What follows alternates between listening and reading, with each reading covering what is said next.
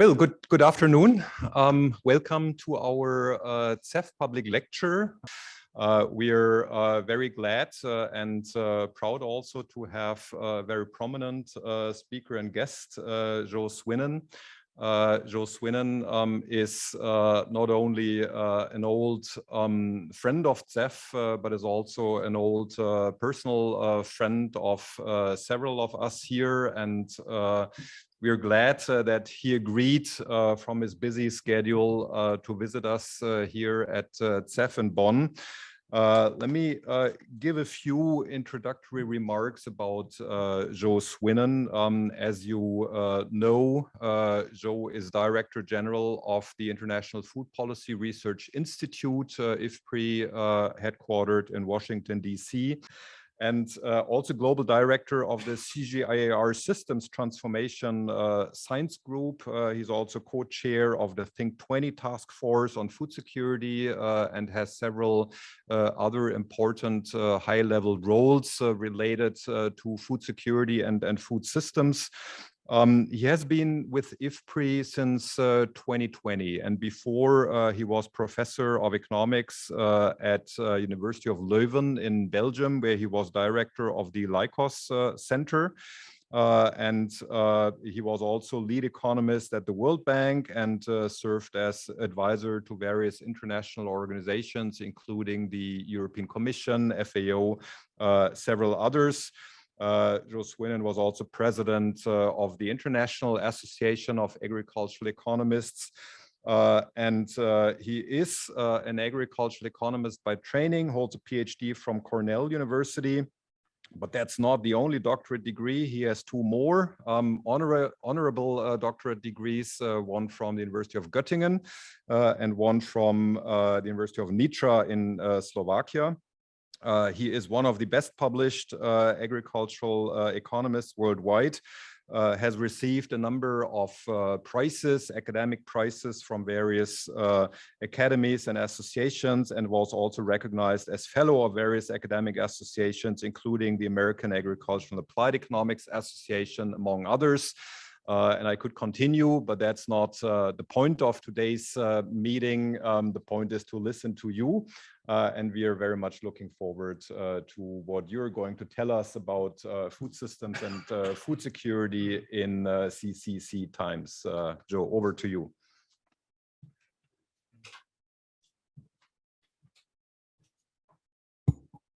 Thank you very much, Martin. Martin always makes me blush when he does the introduction, so it's a great pleasure, great honor to be here. I'm not used anymore to stand in front of real people, and so normally you speak to a screen, and in the beginning when I talk to a screen I try to make a joke from time to time, but there was no reaction whether it was a good joke or a bad joke, so I think we have to learn to do that again. Also, when Martin asked me to come and give a talk, so I asked him, I'm going to have 4 minutes or 5 minutes or 6 minutes, and as in the usual virtual conferences, so he said, well, I'll talk, it's an hour and a half, and I'm like, wow, how am I going to fill this up? And so we're back in a different world, I would say. It's great to be here, not just and Martin, but also with Professor Joachim von Braun. Joachim was the Director General of IFPRI for 10 years, Joachim, so a long time, and so I'm real pleased to see her. Oh, Monica, I hadn't seen you yet with things, so nice to see her. So maybe there's more friends which I'm not recognizing in the audience. So it's great to be here. I will cover, my talk is about transforming global food systems in CCC Times. There is, for a long talk, there is a lot of things to say. So I've made a selection of different topics. I am sure that there's a lot of expertise in the audience here today. So I'm happy to engage with you, also to learn from you if you feel that on some issues, there are things you have a different perspective on, or you would like to add to what I'm covering here. All right, so let me start here. This is a cover from The Economist, a journal that most of you will know, I think, from June 2013. So June 2013 is 8 years ago, all right? And so the article, the main article of the issue is summarized on the cover. It's called Towards the End of Poverty. Okay, and you see these are numbers from 1990 up to, this is 2013 roughly. Okay, and so the article talks about that, a world without poverty. Okay, so the numbers have moved over the course of a period of even starting a bit so a bit before 1990, that we've seen a kind of a dramatic reduction in poverty. Okay, something the world has probably never seen before. It's a historic achievement which is taking place then, and essentially the economy just predicts this is continuing, and we will be without poverty soon. Is the article, is the main theme of the article. If we look at hunger and malnutrition, it's very similar, and you know that because hunger and malnutrition are typically very strongly correlated with poverty. And so here, there's the numbers from 2005 to 2013.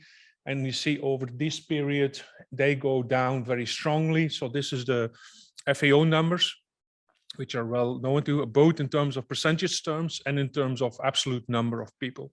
So it's a very significant decline, almost 200 million people less in this situation of undernourishment, and a very significant decline from 12.6% to something like 9% over this period. I mean, these are really historical, phenomenal achievements, if you want. Okay, and then things change.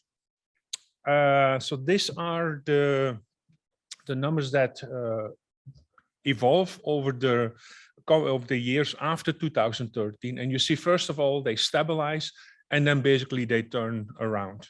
Okay, and we've seen that. So these are the hunger numbers, the malnutrition numbers from FAO.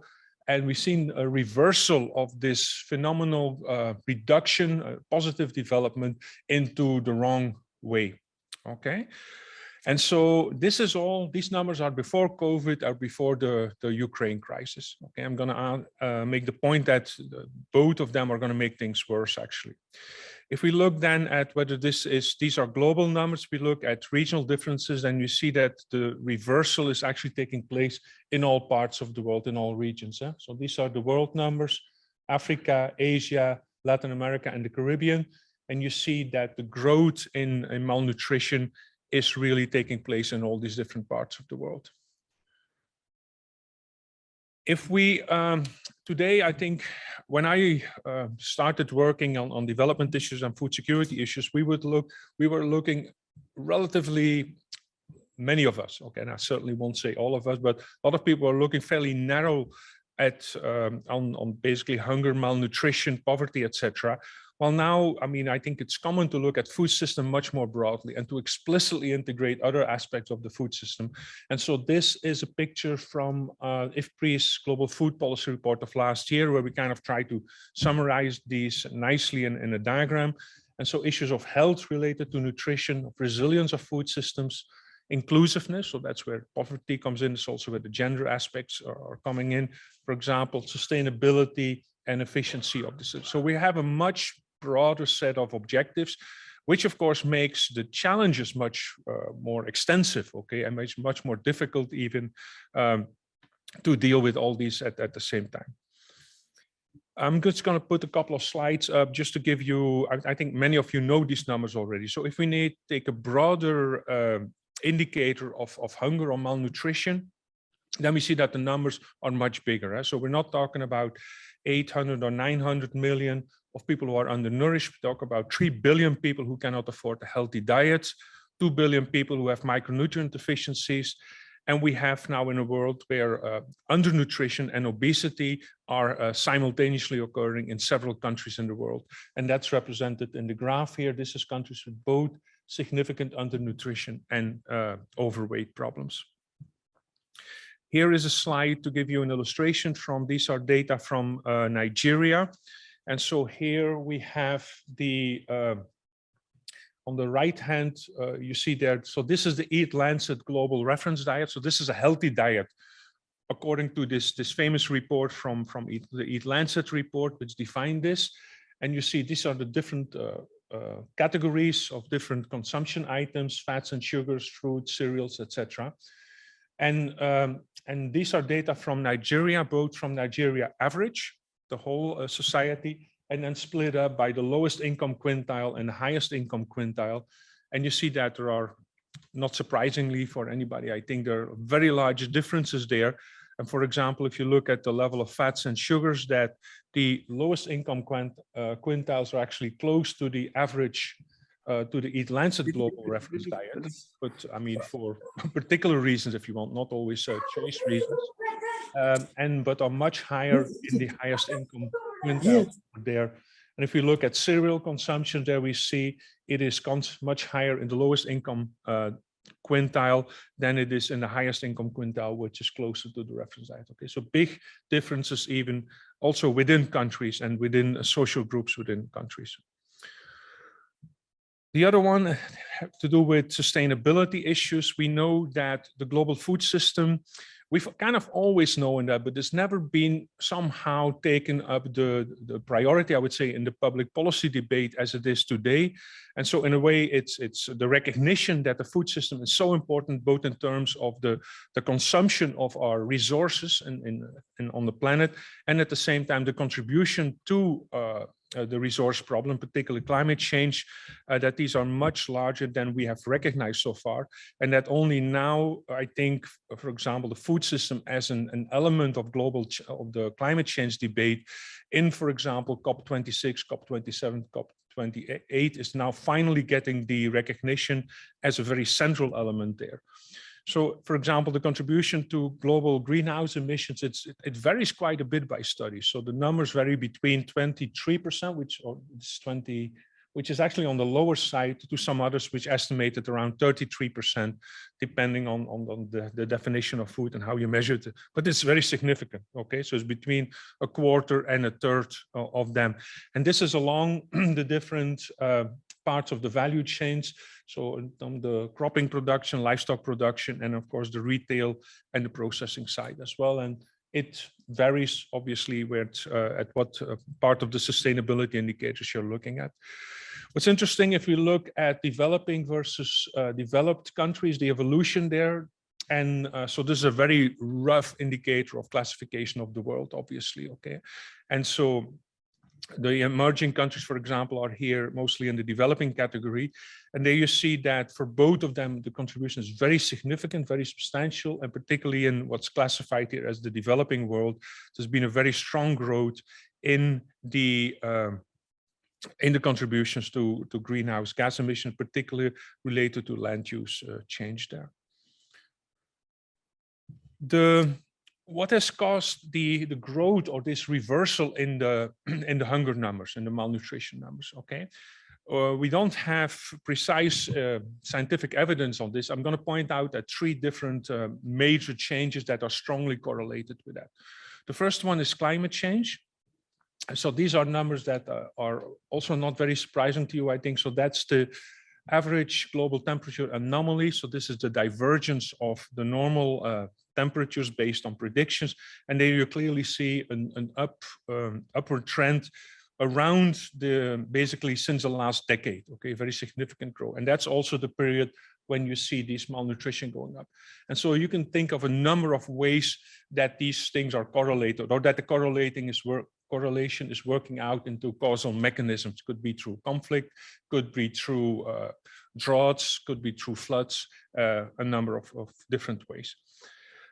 This is an indicator of, and this is sometimes I think not sufficiently coming through in some of the discussions, I think. This is simple income indicators, okay, economic growth indicators. And here you see that the increase in malnutrition since 2015 is really correlated fairly strongly with a decline in economic growth worldwide in the lower and middle income countries, and particularly in sub-Saharan Africa. So the dark or the yellow greenish line there, with this circle around, these are the data for sub-Saharan Africa, and you see that there's been a very significant decline in growth rates. In particular, there's even negative growth rates over this period, and this is also correlated clearly with the growth in malnutrition numbers. And then the third factor, okay, just maybe go a bit in detail on, this is a a graph actually from Umalele's new book on food for all. And it's based on work done by Keith Fuglia from the World Bank and from the USDA. And so he's estimated these TFP growth numbers, and you clearly see that, and this is very worrisome actually, that this period of negative growth is also correlated with the period of stagnation of TFP growth in sub-Saharan Africa. Okay, so this is cause for very serious concern, I think, for looking forward. Then the other factor is conflict. Okay, and so in conflict numbers, you see that from 1990 till roughly 2015 here, or let's say the early 2010s, this number fluctuates a bit, but it fluctuates very closely to about 40 million people who are forcibly displaced worldwide. That means people who have to leave their home or their villages, their regions, because of conflicts. Okay, sometimes they move to other parts of the countries. In other cases, they move abroad. And you see that this number is going up very spectacularly over this last part of the decade, up to an average which is almost double of the one which is on average 40 million before. Okay, so that's a big change. And we know that obviously this is strongly correlated with acute malnutrition. Okay. So a lot of different factors kind of coming together, if you want, in terms and correlated with these growth in malnutrition numbers. This table and these figures are from the latest report on, so there's now a report every year on the global crisis reports looking at food crises. And so we know that in recent years, over 155 million people are experiencing a food crisis or worse. Okay, so these are numbers from 2020, and actually numbers of 2021 are worse than these. This is where they're concentrated, and here the analysis has been made related to these three different factors. Okay, so it's called weather events here. Of course, they are related to climate change, economic shocks, and the conflict and insecurity factors. And you can see that the numbers are large for each of these categories. And so these are food crises. So that's an even more tight description, tighter indicator, if you want, than the general malnutrition numbers. And for example, in 2020, you see that the conflict and security causes was around almost 100 million people. Weather events vary between 15 and 30 million people. And the economic shocks here are from 10 million to 40 million people. And here COVID played a role in 2020, of course, because as I will show in a second, the impact of COVID really came through, mostly through economic shocks, actually, income losses, etc. In terms of, so a lot of the, and particularly a lot of the numbers that I showed here was actually before COVID hit. And so COVID-19 has really made things worse. These are the, so what I'll show you a combination of insights from work at IFPRI mostly, a combination of global modeling, country surveys, etc. So different methodology of trying to get an assessment about what is going on. These are our latest numbers on the impact on global poverty as a consequence of COVID-19.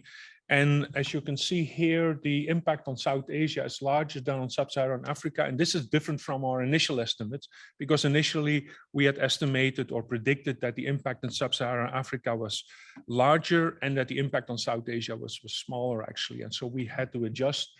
Well, this was new, right? Nobody knew how a pandemic really affected people, I would say. And so the adjustments in our estimates are basically were made to capture what we observed in reality, which is going on. And so the regional impacts were different than we initially estimated, but the overall effects were actually quite well predicted.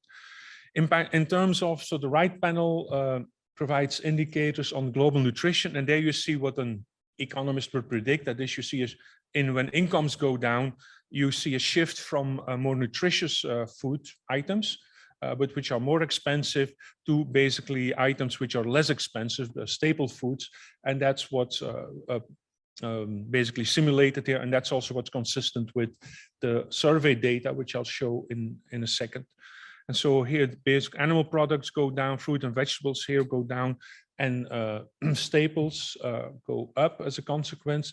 There's also some element here of disruptions of value chains, because the staples are typically less perishable than the fruits and vegetables and the animal products, okay, and therefore less sensitive to supply chain disruptions than, for example, fresh fruits had or some of the animal products. And I'll come back to that as well. So why are poorest people food and nutrition security disproportionately affected by COVID-19? There's a number of reasons for this. The first one is that they spend a larger share of their income on food. We know this. This is a very well-known factor, of course. The second is that the main production factor of poor people is physical labor. Okay, so what do poor people have? Well, poor people don't have much capital. They don't typically have a lot of land. So the only thing they have labor, okay, which is their own labor, but which is different from high-skilled people who are typically richer.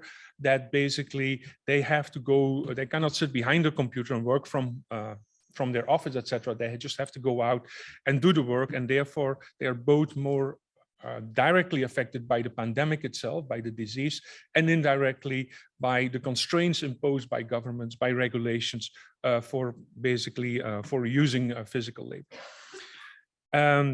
It has affected typically their private value chains much stronger, and this has come because typically the private value chains in developing countries or in developing economies are more labor intensive, therefore again more affected by labor restrictions.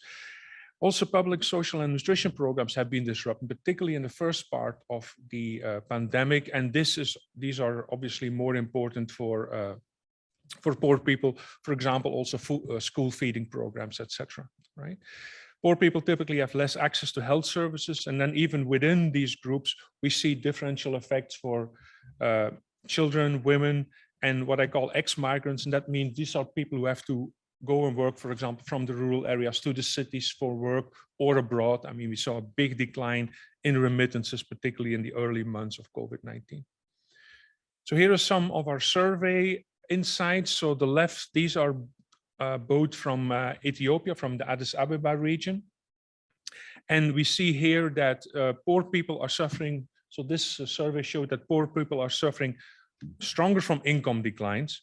And so the poorest group in society here saw we had 50% of these households had lower income, much lower income as a consequence of COVID-19 compared to the middle and the richer groups of society. And of course, we're talking about the developing country, urban region, which on average, the incomes are relatively low. The right-hand panel shows results from a study focusing on nutrition.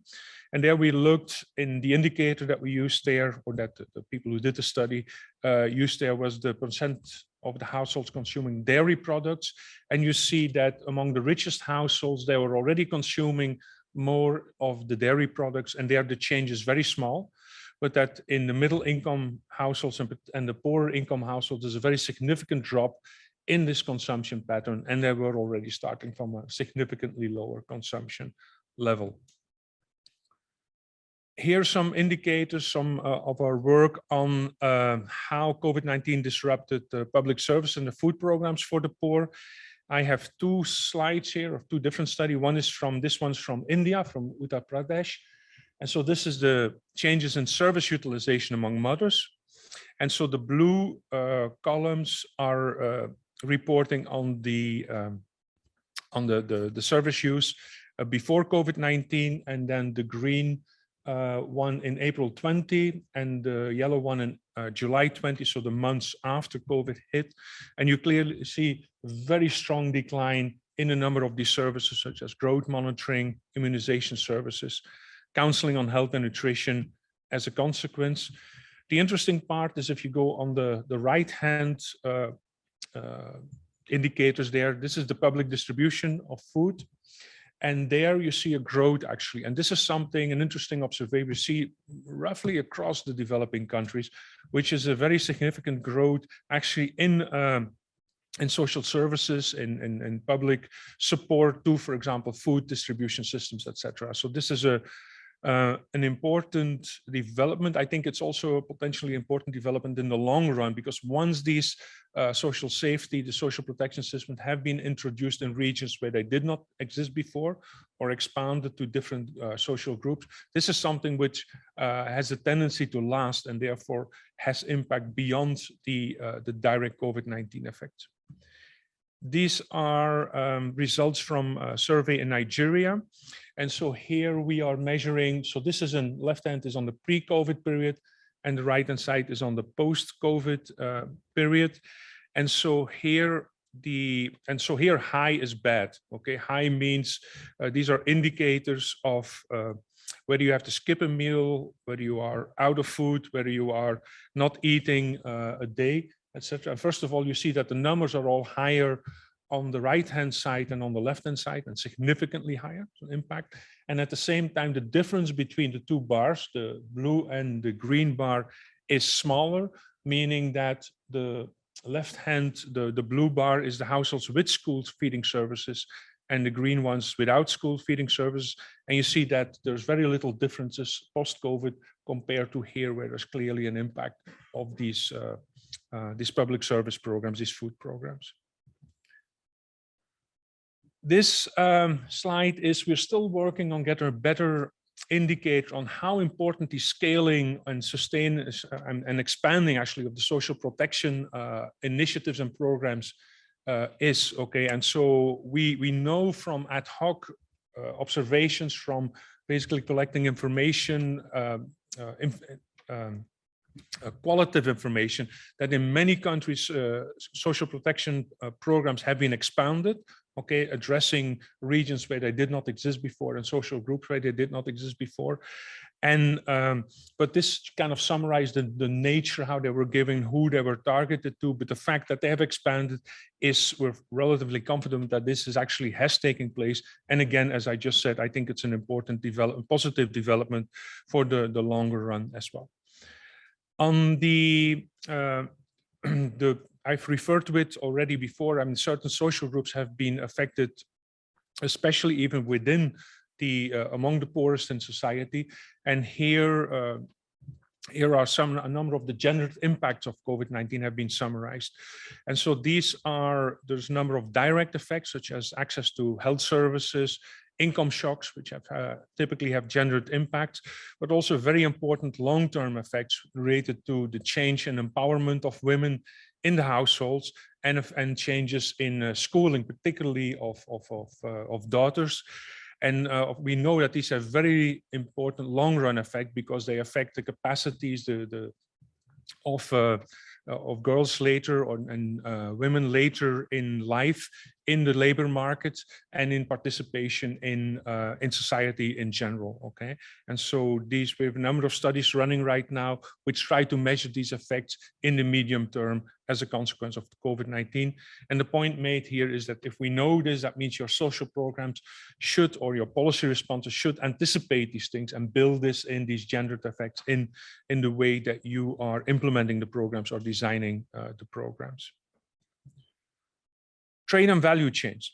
Okay, here I think the point is, there's a couple of points here. First of all, we know that trade is really important for dealing with shocks, okay, because trade can allow them to compensate shocks, particularly if they are regionally heterogeneous, okay, because then you can trade can play a very important role in mitigating these effects, both going forward, but certainly also during COVID-19. Value chains is, there's been a lot of discussions on how important local versus global value chains were, etc. And I will discuss this in a second now. What we see on the trade policy side is that there's been a lot of disruptions introduced by trade policy by governments. Okay, some of them were kind of the consequence of safety or health safety policies, if you want, while countries were closing borders in order trying to isolate them from the influx of COVID-19, and as a consequence, trade suffered from that. And in a number of cases, that particularly affected the poor, because a lot of the informal trade was affected by it. And a lot of the informal trade is done by the poorest people in society. On the other hand, there's been a number of, there's quite a bit of export constraints being introduced by food exporting countries, and I'll show some numbers in a second. If we look at the food supply chains, the value chains, there's a large heterogeneity there. I'm sure you know, some of them are global, some more local, labor, capital intensive, some are large, some small, staples versus perishable. I think overall the conclusions which we can draw here is that we, looking back, these value chains have been much more resilient than we had anticipated early on. So I'm sure all of you have seen reports in the media of produce rotting on the fields, trucks lining up at the border or in controls with for days and weeks, and the produce basically perishing in the trucks, etc. If we now look back, okay, it seems that the response of all agents related to this value chain who are playing a role there has been much more innovative than we had predicted. And so we've seen that both in public value chains, for example, related to school feeding programs, social programs where food played an important role, and also in private value chains where both small-scale traders, very informal value chains, but also the large scale where global multinationals have responded to that, introducing new innovations. And so these innovations have taken a number of forms. So it could be social innovations, management innovations, institutional innovations, but there's also been a lot of technological innovations in the value chains. And so when you talk to some of the company managers, they say, well, we've had a program to introduce some of these digital innovations for the next decade. It also is interesting, I think, in terms of what it implies going forward and how these value chains can deal with shocks, which are certainly to come in the coming months and years. Okay, then let's move to some of the trade restrictions. So these are data which we have put together at IFPRI. And so these are indicators of, on the left panel here is on the number of countries which are implementing food export restrictions. And the right panel is the share in global trade. This is calories, or measured in calories, which are affected by export restrictions. So these are two different indicators capturing a similar, the same phenomena, if you want. Okay, and so this is really interesting work, I think. So the previous big price crisis on the global food markets was in 2007, 2008, when we saw a big price increase, and as a response, many countries introduced export constraint. Food exporting countries wanted to protect their own citizens, and so they blocked export to make sure that their own citizens would have sufficient food. And the result of it is, of course, that by doing that, you reinforce the crisis on the global markets because prices go up because the supply is restricted on global markets. So you make things worse for the rest of the world. And so the yellow, orange line, this one here, this is from the food price in 2008. It is a coincidence that all of it happened in the beginning of the year. Okay, it's not by design or by reconstruction, but it just happened. But we could, and so you see that within, these are weeks of the year. So within 20 weeks, okay, a couple of months in the year, you see that export constraints are introduced by almost 25 countries, and they stay there for the rest of the year. Okay. The blue line is what happened in the first months of COVID. The first weeks and months of COVID. You see a very rapid increase when COVID starts, and this is March of the year, March 2022, very rapid increase to more than 20 countries introducing these export restraints. But what was different between them was that we had much better indicators, both in terms of the knowledge about the stocks that were available globally, and in terms of what the countries were doing, in terms of predicting what would happen, etc. And so the global part of it was due to the existence of what's called the AMIS system, which is Agricultural Market Information System, which gives us much better indicator on the data, I mean, what is there, and basically our capacity to predict what would happen under different scenarios. And based on that, many international organizations such as FAO, the World Bank, IFPRI as well, OECD stepped up and said, listen, you have to reduce this or try to remove those export constraints because you're making things worse. We learned that in 2008, please countries, please governments, remove those or mitigate them, etc. And you see that in the weeks after, So the blue line shows this, that in the rest of the year, many of these export restrictions were actually reduced or moved away again, I mean, done away with.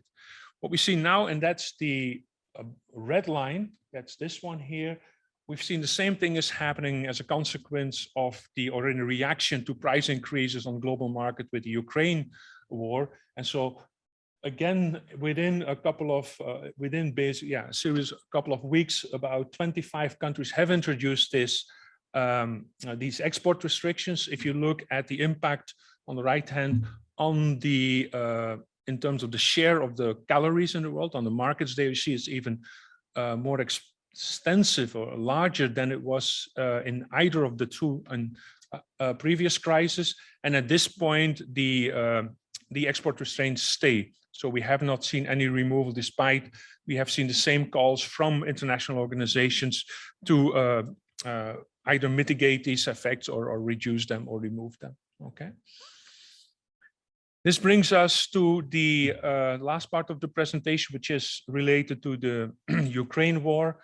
I think many of you probably are quite familiar with some of the effects, so I'll just go through a number of issues here and we can discuss further. The first point is that if we look at the historical perspective, so this panel here is since 1960. Okay, so this is really 60 years of data. So the line that matters is the yellow line, which are the real prices, okay?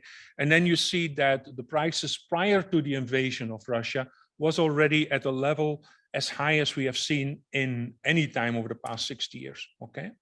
We also know that the stocks were lower for commodities like the key commodities which Russia and Ukraine exported, like wheat, barley, corn, etc., lower than they were in the 2008 price crisis situation. The exception is rice, actually. Rice stocks are relatively high for the moment. And so that was quite different from the wheat and the barley and the maize stocks. And the results have, and of course, because the exports of Russia and Ukraine are concentrated in these cereals, plus sunflower. I'm sure you know this picture already. So together they have about, or had about both 6%, so together 12% of the global calorie market, if you want. And this has then, of course, in these sectors where stocks were relatively low, has led to very strong increases on global prices in these commodities. The slide on the right-hand side here shows the increase in wheat and maize prices. So that's the orange and the red line, and the very different evolution of the rice prices in global markets. The concentration is in essentially mostly in regions close to the Black Sea, and this is where the wheat and the grains are exported to. And this is North and Eastern Africa, and of course some of the Central Asian countries as well. Here's an example of a country very heavily affected. This is from Egypt. The Egypt situation is interesting because Egypt is, wheat is very important commodity in Egypt. I mean, it basically forms the base of its staple foods and bread. And Egypt is importing a large share of its wheat consumption. And you see over time that this starts in about 20 years ago, that at that point, basically both Russia and Ukraine had a very small share of the wheat market, of the wheat imports in Ethiopia, but the wheat imports themselves were significantly larger as they are today. And you see that with the growth, all the growth in wheat imports from in Egypt have actually come from those two countries, from Ukraine and from, especially from Russia here, okay? So you both see this historical perspective, historic growth, and the fact that the total volume has increased as well, okay? And this makes, it's important, I think, when we start thinking about solutions or reaction to this, that we keep this historic perspective in mind, also in terms of what do we do with diversifications of sources from where you import, but also in the amount of volume that you import, I think is important here as well. All right, so the 2 points here on this slide. One is that the question is, if you look at these prices, and so here we have the evolution of the prices, both of the food, the fuel, and the fertilizer markets. And so what is the first thing that you can observe is that these are remarkably correlated, okay? And so if you look over this time, I mean, the correlation between these three different types of price is very, very strong. The second one is that if you look over this period, that the when we talked about in 2007, 2008, I know that several of you who are, let's say, a bit older generation here were very much just, looking at this thing and involved in the discussions, etc. We talked about the food price shock then. Okay. Now, if you look over the past 25 years, I mean, shock doesn't seem to be describing what's going on, right? There's huge volatility. So the normal shock means that you are moving away from something which is normal and you are surprised.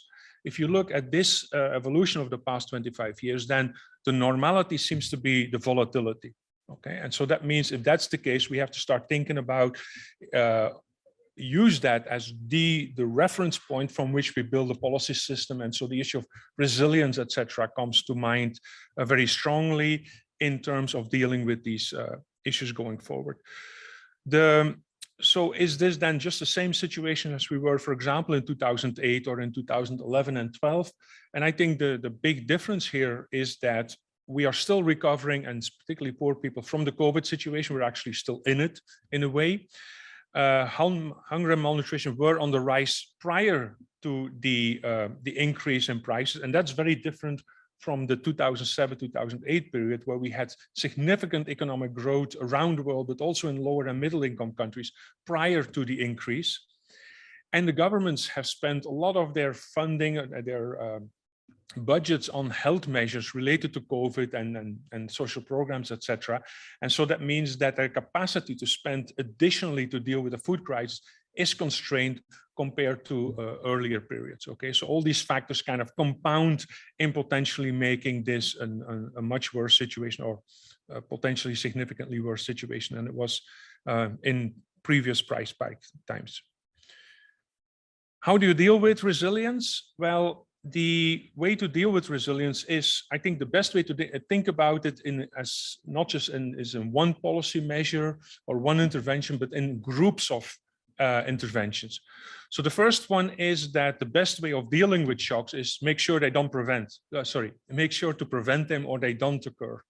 And so this means that any measure you can introduce or policies that you can use to limit the frequency of their occurrence or the magnitude of their occurrence, that is the first step of being having a resilient system. Okay, for example, on the climate change side, certainly mitigation measures fit in there.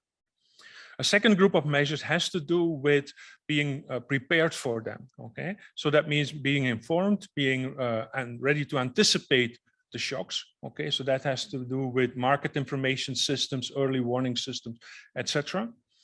And then the third set of measures has to do with, once the shock occurs, how can you deal with them? Okay, things like access to finance, access to, well, digital service play a role in all these different things, a number of ways. Okay, so we have to think about these three groups of measures to, they should all be part of a resilience program, if you want, for thinking about these going forward. If you think about the input prices and the next harvest, we have, so as the food prices that have increased, also the fertilizer and the fuel prices have increased very significantly now, but they were also very high earlier in the 2007 shock as well. I just have 2 or 3 slides here to document which countries are going to be mostly affected there. There we see that the distribution of these fertilizer effects may be quite different from the direct food effect in terms of the imports which are affected. And so, for example, on the potassium, which is one of the 3 key fertilizers, we see that, for example, most of sub-Saharan Africa, in particular the Central African region, is very vulnerable to reductions in this type of fertilizer trade. But we see also, for example, that parts of Latin America are potentially strongly affected. And that is worrisome because they are a large producer of food, and they're a large exporter of food as well. Okay, so the indirect effect on the food market through that region could be very significant. This slide summarizes the importance of Russia and Ukraine in the fertilizer market. First of all, there's very little contributions of Ukraine. Russia has between 14% and 19%, that's the red area, in each of these three fertilizer categories. What is important here is two additional factors. One is that Belarus, which is here, is very important source of potash exports.